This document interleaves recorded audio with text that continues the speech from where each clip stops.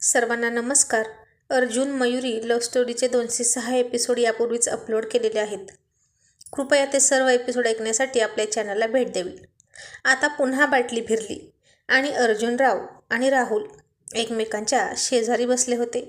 ती बाटली अर्जुनच्या समोर उभी राहील असं वाटत असतानाच अचानक थोडी पुढं गेली आणि राहुलवर येऊन थांबली आणि त्याला विचारलं की तो काय घेणार, ट्रूथ ऑर डेअर.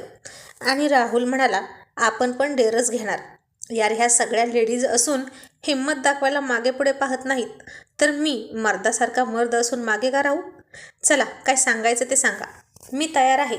तुम्ही सांगाल तो टास्क पूर्ण करायला. आता इतक्यात अर्जुनला फोन आला आणि तो त्या हॉलच्या खिडकीजवळ बोलत उभा राहिला. बोलता बोलता तो खिडकीतून खाली पाहत होता. आता राहुलला कोणता टास्क द्यायचा या विचारात सगळे गुंतले होते आणि अर्जुन फोन बंद करून आला आणि म्हणाला, चला, सुचलं का नाही काही? राहुलसाठी टास्क? अभि म्हणाला, नाही ना, राहुल खूपच डॅशिंग आहे ना, मग त्याला तसाच एखादा डॅशिंग टास्क दिला पाहिजे. तूच सांग आता काहीतरी. आणि थोडा विचार करून अर्जुन म्हणाला, राहुल, एक काम कर. खाली गार्डनमध्ये एक मुलगी बसली आहे, तू तिला प्रपोज करायचं. तसं सगळ्यांनी मोठे डोळे केले आश्चर्यानं आणि सचिन घाबरून म्हणाला, अरे बाप रे, हे असलं कसलं डेअरिंग म्हणायचं. अर्जुन, यार, तोंड सुजेपर्यंत मारील ती त्याला सँडलनं.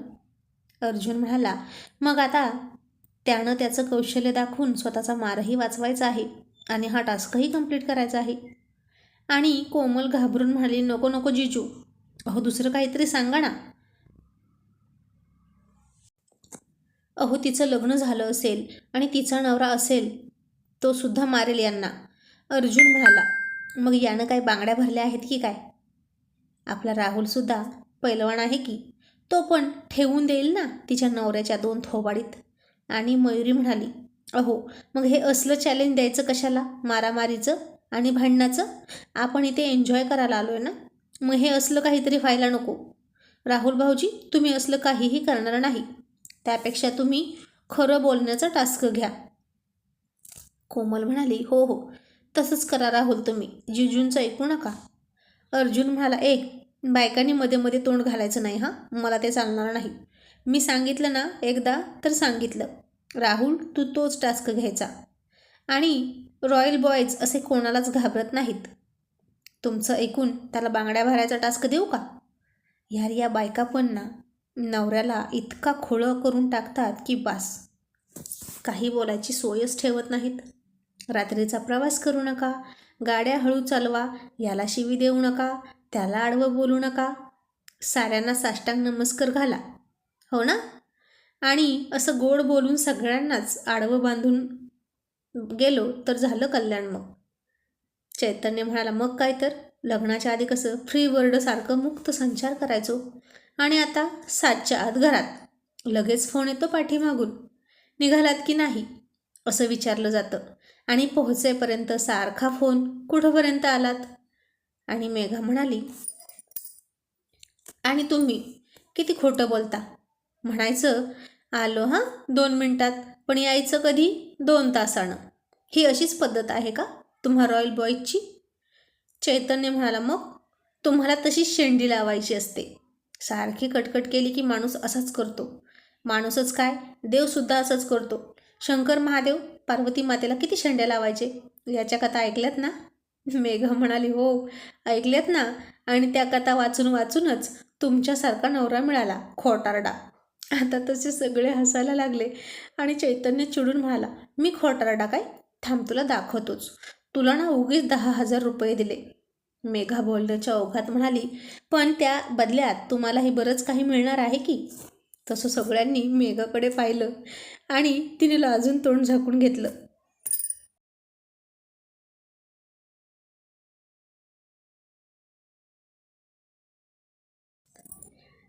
लता म्हणाली, नक्की काय द्यायचं घ्यायचं चाललंय, आम्हाला कळेल का? आता चैतन्याला सुद्धा सगळे चिडवत होते आणि मेघाला सुद्धा. मग अर्जुन म्हणाला, गप्प बसा, जेवणाचा टाईम होईलच इतक्यात. राहुल, तू तोच टास्क करायचा. तू आहेस का तयार? नाहीतर सरळ हरला म्हण आणि हो बाजूला. राहुल म्हणाला, हो यार अर्जुन, मी तयार आहे बरं का हा टास्क करायला, पण यार मारबीर पडू नये म्हणजे झालं, कारण सगळ्यांदेखत असा अपमान झाला तर बरं दिसत नाही ना. अर्जुन म्हणाला, मग तुझ्याऐवजी मी जातो, मी तयार आहे एका पायावर. राहुल म्हणाला, तुझी गोष्ट वेगळी आहे अर्जुन. मुली वाटच बघत असतात की तू त्यांच्याशी कधी बोलतोय, आणि तू त्यांना खोटं खोटं प्रपोज केलं तरी जीव ओवाळून टाकतील तुझ्यावरून. पण माझी गोष्ट वेगळी आहे रे, आमचं तसं नाही ना, म्हणून थोडीशी भीती वाटली, बाकी काही नाही. कारण माझं तोंड या डेअरिंगमुळे जर सुजलं ना, तर माझी बायकोसुद्धा मला ओळखायची नाही, आणि तेलही गेलं, तूपही गेलं, आणि हाती यायचं धुपाटणं, अशी माझी गत व्हायची. कोमल म्हणाली, असं काय बोलताय? तेलही गेलं आणि तूपही गेलं? तुमचं तेलही मीच आणि तूपही मीच, आणि दोन्ही तुमचंच आहे. काय उड्या मारायच्या असतील त्या इकडे मारा, इथे फक्त एक टास्क खेळायचा आहे, तो सुद्धा वरवरच्या मनानं, असं कोमल थोडी चिडून गाल फुगवून म्हणाली.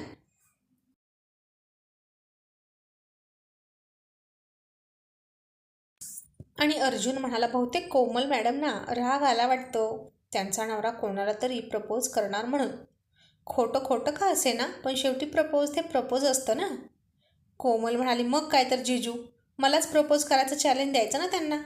अर्जुन म्हणाला, कोमल, अगं स्वतःच्याच घरात दरोडा टाकण्यात काहीतरी थ्रिल असतं का? खरं थ्रिल आणि हिंमत तर अनोळखी घरात रिस्क घेऊन दरोडा टाकण्यात असतं. राहुल, तू तयार आहेस ना? आता बस झाली चर्चा, आता ॲक्शन करण्याची वेळ आली आहे. सचिन म्हणाला, राहुल सांभाळून रे बाबा, गाल जपून ठेव तुझे.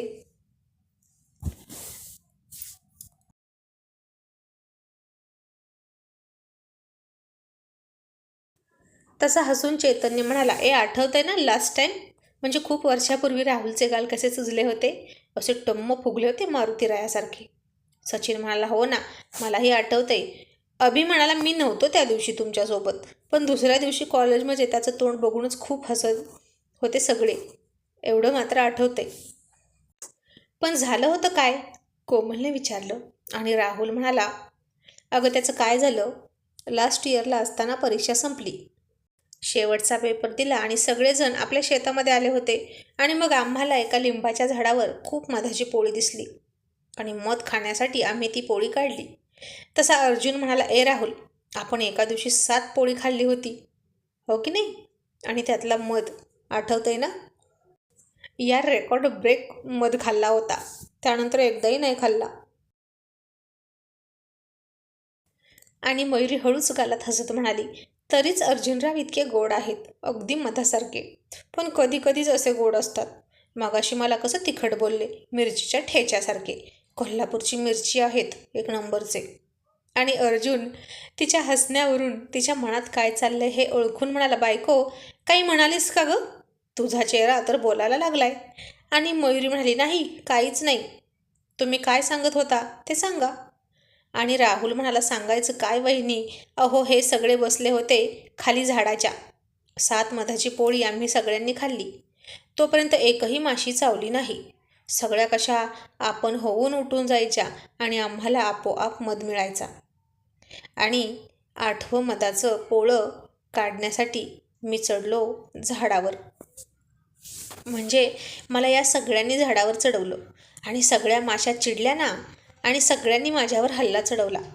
अर्जुन म्हणाला, फक्त तुझ्यावर नाही, आमच्यावर पण चढल्या ना त्या. राहुल म्हणाला, हो, पण तुम्ही खालच्या खाली पळून गेलात घरात, आणि मी मात्र झाडावरच लटकलो. अर्जुन हसून म्हणाला, पण तुझ्या घरामागचं झाड ते तुझ्या घरात शिरेपर्यंत आमची काय अवस्था झाली होती माहीत आहे का तुला? या सचिनची ओली व्हायची वेळ आली होती. यार कसल्या चिडक्या आणि डसत्या माशा होत्या त्या, आग्या मोह होतं ते. आणि अर्जुन म्हणाला, इतक्या वेगात धावत आलो मॅरेथॉनच्या शर्यतीत धावल्यासारखं, तरीही दोघी तिघींनी शेवटी माझ्या ओठांचा किस घेतलाच, आणि माझा ओठ टम्म फुगून झाला.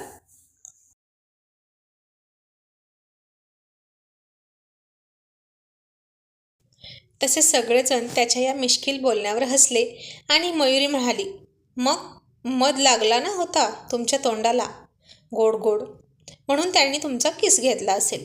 आणि अर्जुनराव पुन्हा सावटपणा करत म्हणाले, बायको, पण अजूनही एक माशी सतत चिकटलेली असते बरं का माझ्या ओठांना. बहुतेक तिलासुद्धा माझ्या ओठांमध्ये मुरलेला मध आवडत असेल चोखायला. अरे देवा, यांच्या जिभेला काही हाडबीड आहे की नाही असं म्हणून मयुरीने त्याच्याकडे तोंड फिरवलं आणि उठूनच निघून गेली. तिने आशूला उचललं आणि खिडकीकडे गेली आणि तिथे जाऊन लाजून हसायला लागली.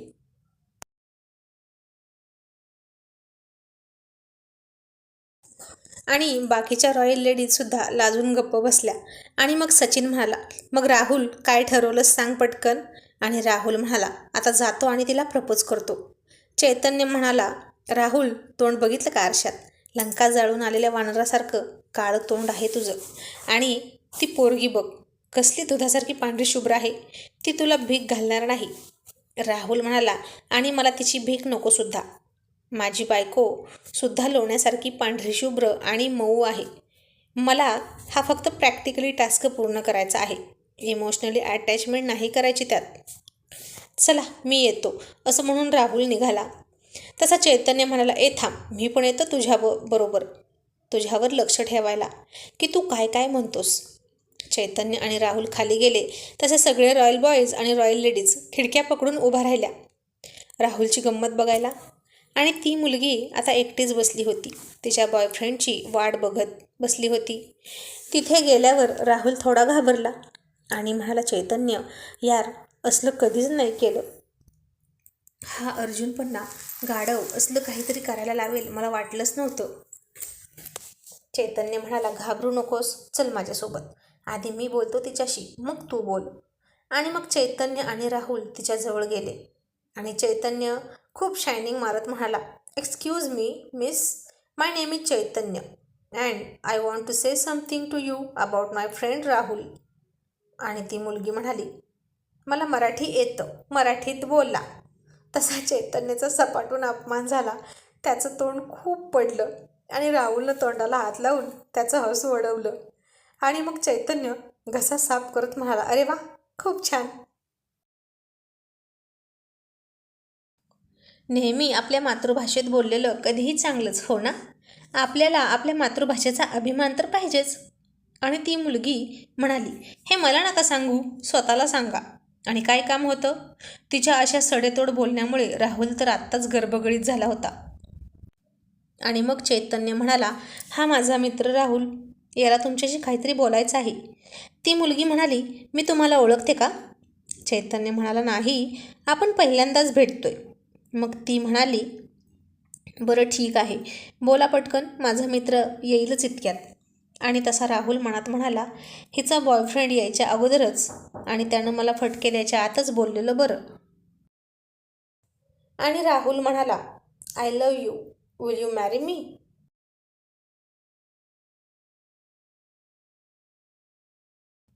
आणि तशी ती चिडून म्हणाली, हाऊ डेअर यू. आणि चैतन्य म्हणाला, तुम्हाला मराठी येतं ना, मग मराठीत बोला ना. आणि ती आणखीन चिडून म्हणाली, शटअप. चैतन्य म्हणाला, पुन्हा इंग्लिश बोललात, अहो मराठी बोला ना. आता ही सगळी गंमत वरून सगळे पाहत होते. ती मुलगी चिडली आहे हे सुद्धा पाहत होते. आणि तिने रागात हात उचलू नये याची भीती वाटत होती. आणि शेवटी तेच झालं. तिने चिडून राहुलला कानाखाली मारण्यासाठी हात उचलला आणि तसा तिचा हात कोणीतरी वरचेवर पकडला. राहुल आणि चैतन्यानं डोळे फाडून पाहिलं आणि त्या दोघांसहित सगळेच चकित झाले, कारण ती कोमल होती जिनं त्या मुलीचा हात पकडला होता. आणि ती मुलगी चिडून कोमलला सुद्धा म्हणाली, हाऊ डेअर यू, तुझी हिंमत कशी झाली माझा हात पकडायची?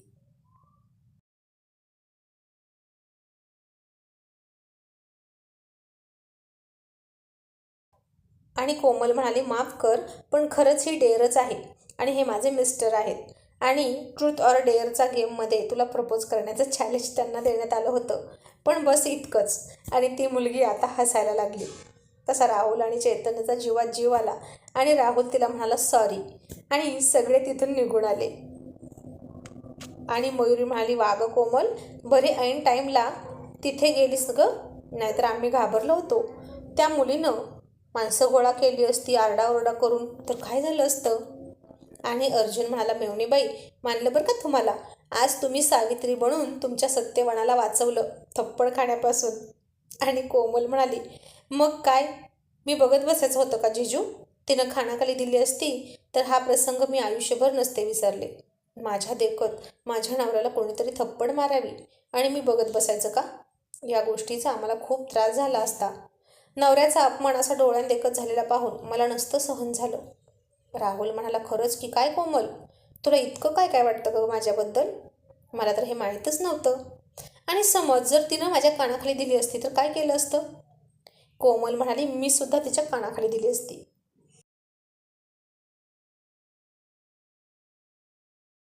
तसं सगळ्यांनी कोमलकडे आश्चर्यानं पाहिलं आणि अर्जुन म्हणाला, कोमल आता तू डेअर घे, तुझ्यावर बाटली आली की. म्हणजे तुला हाच टास्क देतो. मग आता पुन्हा बाटली फिरली आणि बाटली आली सचिनवर आणि तो म्हणाला, राहुलचा अनुभव बघता मी हिंमत करण्याची हिंमत करणार नाही. मी आपला खरंच बोलतो. आणि आता त्याला प्रश्न विचारला चैतन्यनं आणि चैतन्य म्हणाला, सचिन, आयुष्यात आतापर्यंत तुझा झालेला सगळ्यात मोठा अपमान कोणता?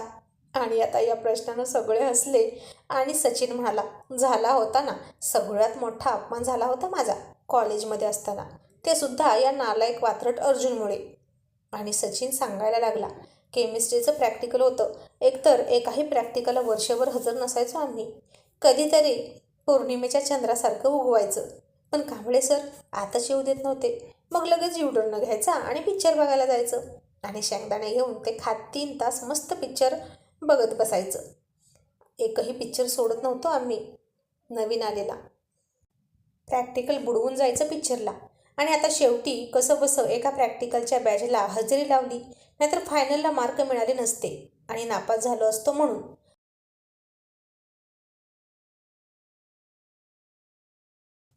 आणि बरं का मयुरी वहिनी, आमचा एक नियम होता.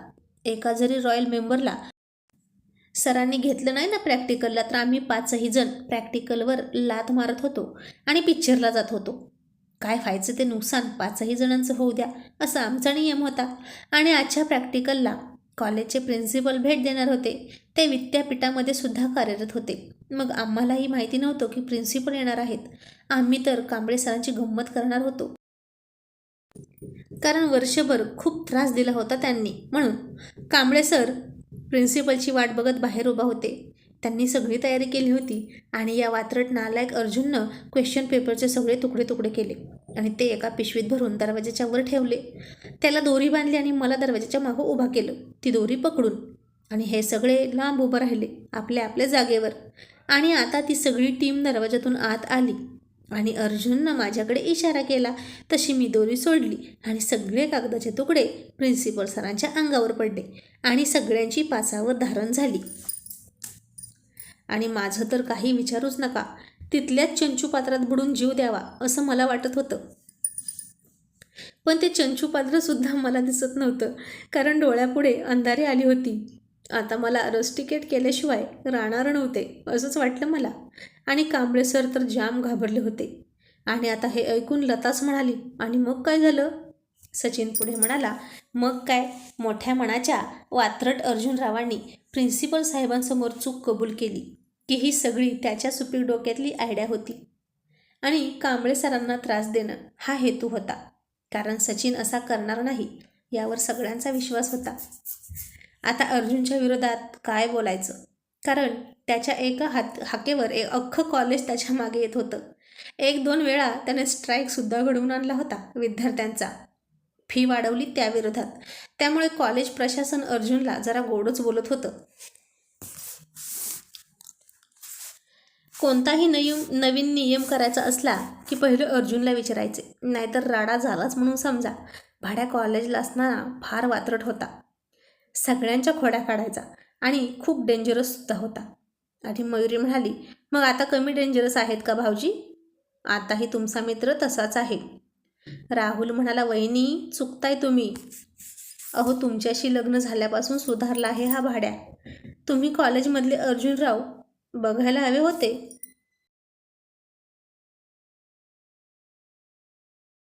आणि मयुरी म्हणाली, हो भाऊजी बघितलं, एकदा हॉकी स्टिक हातात होती तेव्हा, आणि कसले निर्दयीपणे मारत होते हो त्या मुलाला.